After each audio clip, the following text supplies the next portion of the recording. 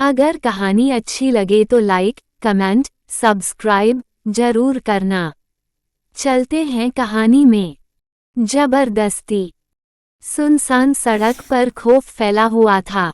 बहुत जोरों की बारिश हो रही थी। काली रात में बादलों की गरज एक डर माहौल बना रही थी। एक करीब 22 साल की लड़की भाग रही थी।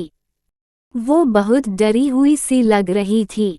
उसका चेहरा डर से पीला पड़ गया था।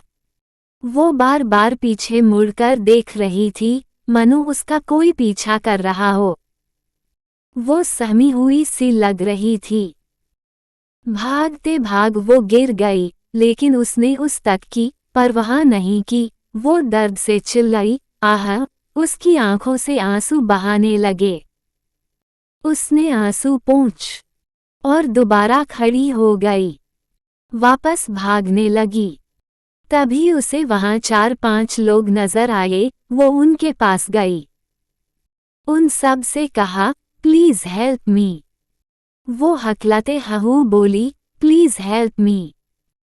Please please help me. उन आदमियों ने उस लड़की को देखा। वो उसे देखते ही रह गए, मनो चांद जमीन पर उतर आया हो। बड़ी बड़ी आंखें, उनमें गहरा काजल, पतले और मुलायम होठ, दुनिया भर की मासूमियत। बारिश में चमकता हुआ बदन, उसने स्टाइलिश साड़ी डाली हुई थी। बला खूबसूरत लग रही थी। किसी का भी मन डोल जाए। उसकी लंबाई 5 फुट 3 इंच थी। वो बारिश से पूरी भीग चुकी थी, जिससे उसकी साड़ी उसके बदन से चिपक गई थी। उसकी बॉडी उभर कर बाहर आ रही थी। उसने फिर से उन आदमियों से कहा, क्या आप अपना फोन दे सकते हैं? Please please. उन आदमियों के चेहरे पर मकारी झलकने लगी। उनमें से एक ने कहा, क्यों नहीं, हम आपकी मदद जरूर करेंगे। उसने उस लड़की को छूने की कोशिश की। वो लड़की पीछे हो गई, शायद उसे कुछ गड़बड़ लगी। वो पीछे हटने लगी। उनमें से दूसरे ने कहा, हम आपकी मदद जरूर करेंगे। तभी उस लड़की ने कहा, मुझे नहीं चाहिए मदद। वो पीछे हटने लगी। वो चारों पांचों जोर जोर से हंसने लगे। उनकी आंखों में हवस साफ दिख रही थी। वो सभी उसकी तरफ झपटे, लेकिन तभी उनके ऊपर बहुत तेज रोशनी पड़ रही थी। उन सब की आंखें बंद हो गई। अचानक वहां बहुत सारी गाड़ियां आ गई। वो सभी लग्जरियस लग रही थी। उन सभी में बॉडीगार्ड थे, जो कि ब्लैक कलर की ड्रेस में थे। वो सभी प्रोफेशनल लग रही थे। वो लड़की डर के मारा कांपने लगी थी। उसकी आंखों से आंसू बहने लगे। उसके चेहरे पर खौफ साफ दिख रहा था। वो फिर फंस गई। वो इसी से तो भाग रही थी। वो अपनी किस्मत को कोसने लगी। कार से एक आदमी बाहर आया। उसका नाम अमित वर्मा, पर्सनल असिस्टेंट। उसने कार का डोर ओपन किया। उसमें से एक आदमी बाहर आया। उसके सामने सभी ने नजरें नीचे कर ली। वो आदमी बाहर आया। उसके चेहरे के भाव कठोर थे। उसकी आंखें गुस्से से नीली हो चुकी की थी। उसके हाथों की नसें चटकने की आवाज आ रही थी। उस आदमी लंबाई 6 फीट 3 इंच, मस्कुलर बॉडी, बहुत हैंडसम, लेकिन उतना ही खतरनाक। वो आदमी अपने लंबे लंबे कदम उस लड़की की तरफ बढ़ाने लगा। वो लड़की डर से कांपने लगी। वो इसी आदमी से तो भाग रही थी। वो अपने कदम पीछे हटाने लगी। जो आदमी उस लड़की नोचना चाहते थे, उन्हें उन बॉडीगार्ड ने कब का पकड़ लिया। वो आदमी भी डरे हुए थे। उनके चीखने की आवाजें वहां गूंज रही थी, क्योंकि उन्हें टॉर्चर किया जा रहा था। उनके हाथ काटे जा रहे थे, साथ ही उनकी आंखें निकली जा रही थी। वो लड़की कांप रही थी।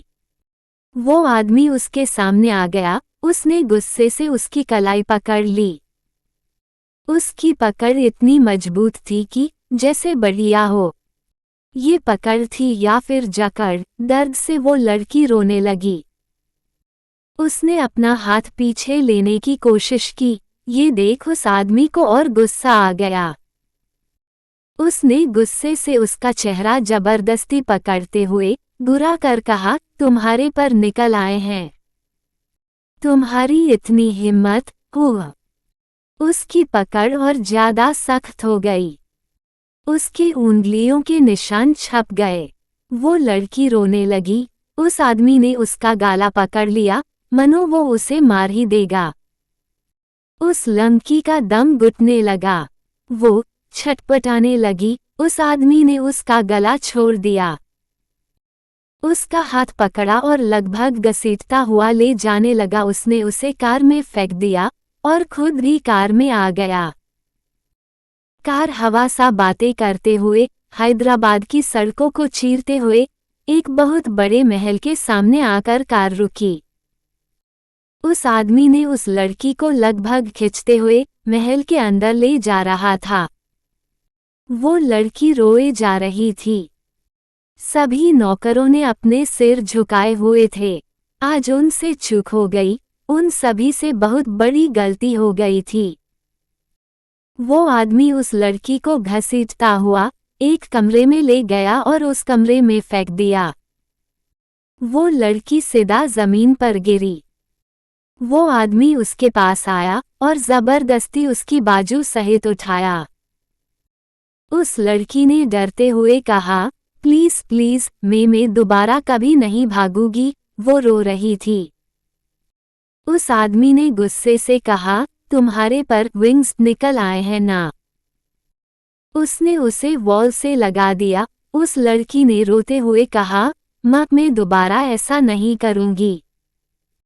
तभी उस आदमी ने गुर्राते हुए कहा, तुम्हारे अंदर बहुत हिम्मत आ गई। तुम्हें पनिशमेंट मिलेगी। उसने उस लड़की को बेड पर फेंक दिया और उसके ऊपर आते हुए गुस्से से उसके कपड़े फांद दिए। वो लड़की गिड़गिड़ा रही थी, लेकिन वो आदमी एक एक कर उसके कपड़े उसके बदन से अलग कर रहा था। कमरे में उस लड़की की चीखें गूंजने लगी। वो रोए जा रही थी। वो जिंदा लाश की तरह पड़ी हुई थी अब तक। उसने उसे वॉल से लगा दिया। उस लड़की ने रोते हुए कहा, माँ मैं दोबारा ऐसा नहीं करूंगी। तभी उस आदमी ने गुर्राते हुए कहा, तुम्हारे अंदर बहुत हिम्मत आ गई। तुम्हें पनिशमेंट मिलेगी। उसने उस लड़की को बेड पर फेंक दिया और उसके ऊपर आते हुए गुस्से से उसके कपड़े फांद दिए। वो लड़की गिड़गिड़ा रही थी, लेकिन वो आदमी एक एक कर उसके कपड़े उसके बदन से अलग कर रहा था। कमरे में उस लड़की की चीखें गूंजने लगी। वो रोए जा रही थी। वो जिंदा लाश की तरह पड़ी हुई थी। अब आगे उस लड़की ने गिड़गिड़ाते हुए कहा, नहीं नहीं प्लीज, मैं दोबारा ऐसा नहीं करूंगी, प्लीज प्लीज, नो। वो घबराते हुए वो बेड के कोने तक पहुंच गई। उस आदमी ने भड़कते हुए, तुम्हारी इतनी हिम्मत की, तुम मुझे रोको। उस लड़की ने रोते हुए कहा, मैं। तभी वो आदमी उसके करीब बढ़ा और उसे बेड पर दबोच लिया। उस लड़की ने डरते हुए कहा, प्लीज प्लीज नहीं। उस आदमी ने उसकी साड़ी का पल्लू खींचकर साइड कर दिया। वो लड़की बेड पर जिंदा लाश की तरह पड़ी हुई थी। उसकी आंखों से आंसू बह रहे थे। उसने ब्लैंकेट कसकर मुट्ठी में भिजा हुआ था। वो आदमी उसे गुस्से में लगात आरा हट किए जा रहा था। वो लड़की दर्द से तड़प रही थी। कमरे में उसकी चीखें गूंजने लगी। कुछ घंटों बाद जब वो लड़की बेहोश हो गई, वो आदमी रुक गया। उसने झड़का और सो गया। अगली सुबह उस लड़की ने अपनी धुंधली आंखें खोली।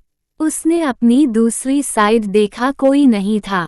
जरा से हिलने में उसकी पूरी बॉडी में तेज दर्द हुआ। वो किसी तरह उठकर बैठी। उसे अपने पेट पर हाथ रखा। उसके शरीर की हालत बता रही थी। उसके साथ क्या हुआ कल? उसने अपने आंसू पोंछ उसने अपना पैर हिलाने की कोशिश की। उसे उसके पैर भारी महसूस हुए। उसके पैर में लोहे की जंजीर थी। उसके चेहरे पर दर्द भरी मुस्कान आ गई। वो एक पालतू जानवर से ज्यादा कुछ नहीं। उसने वॉल की तरफ देखा। कमरे में एक वॉच तक नहीं थी। उसे नहीं पता कि दिन है या फिर रात। उसे रूम से बाहर जाने की परमिशन नहीं थी। वो खड़ी हुई। उसके पैर में जंजीर थी। वो जंजीर सहित कमरे में रह सकती थी। वो अपने कपाते हुए पैरों के साथ बाथरूम में गई और बाथटब में लेट गई। बाथटब ऑटोमेटिकली पानी से भरता जा रहा था। सब कुछ लग्जूरियस था। हर चीज ऑटोमेटिकली वर्क करती थी। वो लड़की बाथटब में डूबती जा रही थी, मानो उसकी जीने की इच्छा ही नहीं। तारांकन वो विराट रहाणे की पालतू जानवर से ज्यादा कुछ नहीं। वो बस रोए जा रही थी। वो कल कितनी मुश्किल से भाग निकली थी, लेकिन फिर फंस गई। उसे ऐसे रहते करीब 1 साल हो गया। वो आसमां देखने के लिए तरस गई थी। विराट रहाणे के इस महल में ताउम्र के लिए कैद हो गई। तभी बाथरूम का दरवाजा खुला गया। कोई आदमी गुस्से से बाथरूम में आया और चलकर बाथटब के पास आ गया और डूबती हुई तृष्णा को गुस्सा से घूरने लगा। वो झुका और डूबती हुई तृष्णा को अपनी बाहों में उठा लिया। गुस्से से उसे घूरने लगा। तृष्णा ने अपनी आंखें खोली। डर से उसकी आंखें फैल गई। उस आदमी ने गुस्से से कहा, तुम्हारी इतनी हिम्मत कि तुम सुसाइड करने की हिम्मत करो। उस लड़की ने क्लाते हुए कहा, ना ना नहीं, मैं तो बात ले रही थी। उस आदमी ने गुस्से से कहा, झूठ, मुझे पागल बना रही हो, तुम्हारी हिम्मत कुछ ज्यादा ही बढ़ गई। तृष्णा ने डरते हुए कहा, नहीं नहीं। वो बार बार अपनी गर्दन ना में हिला रही थी। डर के मारा उसके आंखों में आंसू आ गए। विराट ने उसे उतारा और उसे गुस्से से कहा, खुद को ठीक से साफ करो। तृष्णा ने डरते हुए अपना सर हिलाया और खुद को ठीक से साफ करने लगी। विराट वहीं खड़ा था और उसे ही देख रहा था। तृष्णा को शर्म आ रही थी, लेकिन ये उसके लिए कोई नई बात नहीं। उसने खुद को ठीक से साफ किया। विराट ने उसे अपनी बाहों में उठा लिया और उसे रूम में वापस ले आया। जब तक बेडशीट भी चेंज कर दी गई थी, साथ ही रूम भी पूरा क्लीन कर दिया गया। विराट ने उसे बेड पर बैठाया और उसकी जंजीर खोल दी। जब विराट तृष्णा उसके पास होता था, तब वो उसकी जंजीरें खोल दिया करता था। उसने उसकी बॉडी से टॉवल रिमूव किया और उसे कपड़े पहनाने लगा। तृष्णा ने उसे रोकना चाहा, लेकिन वो चाहकर भी ऐसा नहीं कर सकती, क्योंकि उसकी बॉडी पर सिर्फ और सिर्फ उसका हक है। विराट रहाणे ने उसे कपड़े पहनाए। तभी विराट ने एक बटन प्रेस किया। वहां 2 मेड आ गई। एनी और आना वो सिर झुकाए खड़ी हो गई। उन दोनों को तृष्णा के लिए बुरा लगता था, लेकिन वो कुछ नहीं कर सकती क्योंकि उनकी कोई औकात नहीं। दोनों के हाथों में खाना था। उन्होंने वो टेबल पर रखा और दोनों वहां से चली गई। विराट ने पलटे उठाए और उसे खिलाने लगा। तृष्णा ने डरते हुए कहा, भूख नहीं है। विराट ने गुस्से से अपना होंठ भींच लिए। उसकी आंखें पीनी हो गई। उसने अपनी गर्दन पर हाथ फेरा। उसने गुस्से से कहा, खाओ। तृष्णा डर गई। उसने अपना मुंह खोला और खाने लगी। विराट का गुस्सा शांत होने लगा। खाना फिनिश होने के बाद विराट ने फर्स्ट एड बॉक्स उठाया। उसके पैरों में दवा लगाने लगा। फिर उसने ड्रेसिंग की। तृष्णा ने कहा, आप रहने दे। मैं खुद कर लूंगी। विराट ने उसे गुस्से से देखा। तृष्णा सहम गई, वो एकदम से चुप कर गई। उसे दर्द हो रहा था, लेकिन उसने उफ तक नहीं की, क्योंकि विराट को गुस्सा आ जाएगा। विराट ने गुस्से से कहा, तुमने अपनी जान लेने की कोशिश की। तृष्णा घबरा गई, उसने डरते हुए कहा, न नहीं, वो मैं बात ले रही थी। वो मुझे अच्छा लग रहा था ऐसे बात लेने में। विराट का खून खोल गया, उसने गुस्से से उसके बाल पकड़ लिया। उसका चेहरा अपने करीब लाते हुए गुस्से से कहा, मुझे झूठ से सख्त नफरत है। उसने फुटेज में देखा था, उसके हर मूव पर उसकी नजर रहती है। तृष्णा कांप गई, वो रोने लगी। विराट ने गुस्से से उसका मुंह पकड़ लिया और गुर्राते हुए कहा, तुम्हारी बॉडी से लेकर तुम पूरी मेरी हो। तुम ये मत भूलो कि तुम मेरी प्रॉपर्टी हो। आइंदा मेरे ऑर्डर्स के खिलाफ गई तो। तृष्णा की रूह कांप गई, उसने उसके होठों पर जोर से काटा। तृष्णा तड़प उठी। आह! अगर कहानी अच्छी लगे तो लाइक, कमेंट, सब्सक्राइब जरूर करना। मिलते हैं अगले पाठ में।